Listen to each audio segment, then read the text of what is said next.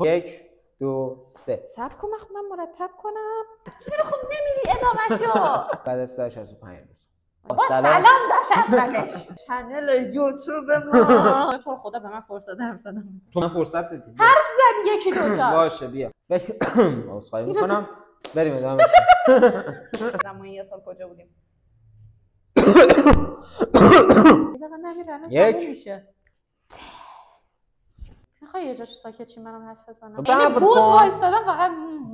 سلام، خوش اومدیم به اولین ویدیوی چنل ما بعد از گذشت 1 سال. فکر میکنم تو این 1 سال برای همتون سوال شده که ما کجا بودیم، چیکار میکردیم، مثلا چرا انقدر کم محتوا درست کردیم و یوتیوبمون رو حتی ادامه ندادیم با اینکه خیلی بهمون لطف داشتین و ویو کمی هم نخورد حقیقتش. ما تقریبا 1 سال پیش اوله کار خودمون بود که تازه شروعش کرده بودیم. خیلی درگیر کارمون بودیم که بخوایم پروژه بگیریم، پروژه ها چجوری ببریم جلو، نیرو جذب کنیم و همه دغدغه هایی که داشت و باید هندلش میکردیم، چون یه کار نوپا بود و باید هولش میدادیم و جلو میبردیمش. همین باعث شد که ما غافل بشیم از پیجمون و یوتیوبمون، نتونیم اون سطح کیفیتی که دلمون میخواد ویدیو بسازیم، محتواهای جذاب براتون تولید بکنیم و کم کم کم کم خیلی فیک شدیم. البته اینم بهتون بگم بچه‌ها، وقتی ما تصمیم گرفتیم که حالا این جدایی رو با شما داشته باشیم، دلیلش بر این بود که محتوای درخور و حالا با کیفیتی رو تولید بکنیم، حداقل تو این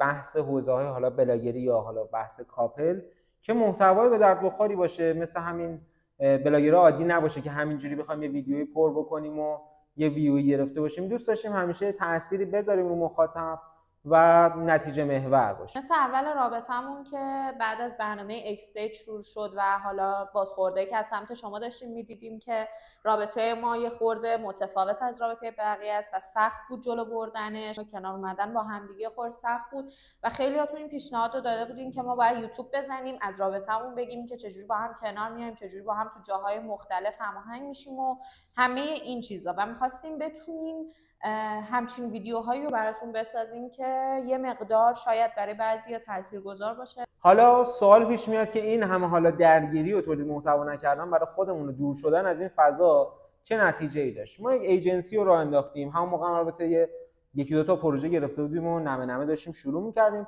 من خودم قبلا داشتم کار مدیریت کسب و کار انجام میدادم. این ایجنسی رو استارت زدیم و فکر می‌کنم اولین ایجنسی یا آژانس تولید محتوای دیجیتال مارکتینگ ایران بود که بدون سرمایه استارت زد و اصلا ما می‌خواستیم این رو نشون بدیم که شما حتی بدون هیچ گونه سرمایه‌ای میتونید یک بیزینس رو تو ایران ران بکنید.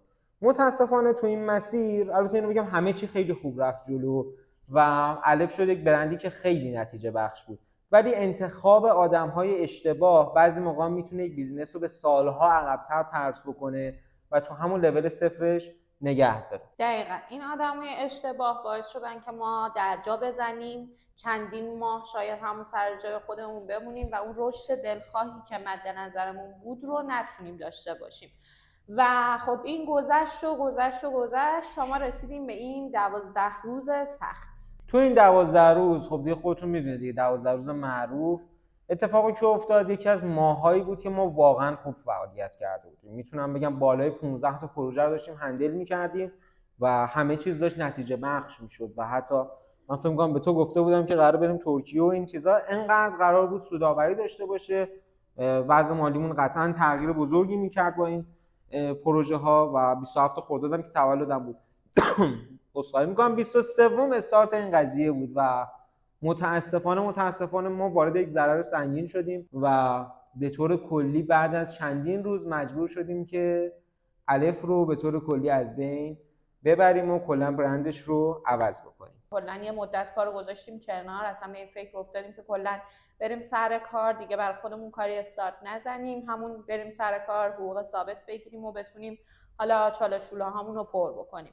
اما یه اتفاق جذاب افتاد. 3-4 روز بعد از اون جریانات گذشته بود و دیگه شرایط آروم شده بود، صبح بیدار شدیم دیدیم چند تا از کارفرماها دارن برگشت میزنن به کار و مشتاقن که استارت بزنن.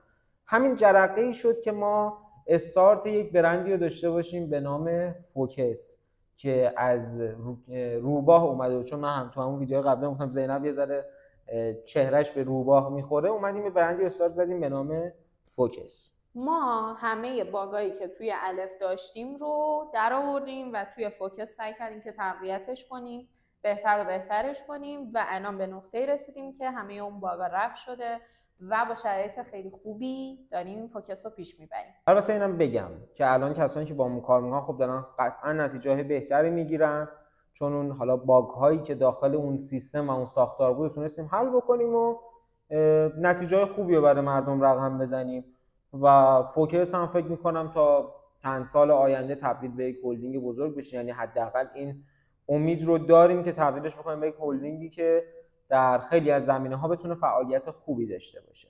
و فوکس الان به نقطه‌ای رسیده که خودکار تقریبا داره کارا رو پیش میبره و ما وقت اینو داریم که به محتواهای خودمون برسیم. ما توی این 1 سال به یک کمالگرایی رسیدیم که باعث شد خب این تولید محتوای عقب بیفته و ما نتونیم شروعش کنیم. انقدر خودمون برای کسای دیگه داشتیم ویدیو تولید می‌کردیم، محتوای حالا اینستاگرام و یوتیوب و اینا می‌ساختیم، باعث شد که خودمون یه درگیری داشته باشیم که شاید بعد همه چیز خوب باشه، باید همه چیز عالی باشه، تو شرایط خیلی پرفکتی باشیم تا بتونیم شروعش کنیم. اما بالاخره تصمیم گرفتیم که کمالگرایی رو بذاریم کنار و برگردیم به تولید محتوای یوتیوب و امیدواریم که محتوایی که در آینده قرار تو این چنل منتشر بشه رو دوست داشته باشید. این حمایت کردنتون باعث میشه که ما ویدیوهامون رو هر روز بهتر و بهتر بکنیم. اینم کافه مامانی آقای عزیزی هستیم. مدیریت کافه مامانی به عنوان اسپانسرشیپ الان وارد صحنه شد. همین دیگه. دوستتون داریم، مرسی که همیشه ازمون حمایت کردین و امیدوارم که مثل قبل بازم ما رو دوست داشته باشین و ازمون حمایت کنین. راستی اگه سوالی چیزی هم داشتید که تو ویدیوهای بعد اگه دوست داشتین ما بهتون پاسخ بدیم، زیر همین ویدیو برامون کامنت بکنیم. موفق باشید. خدا.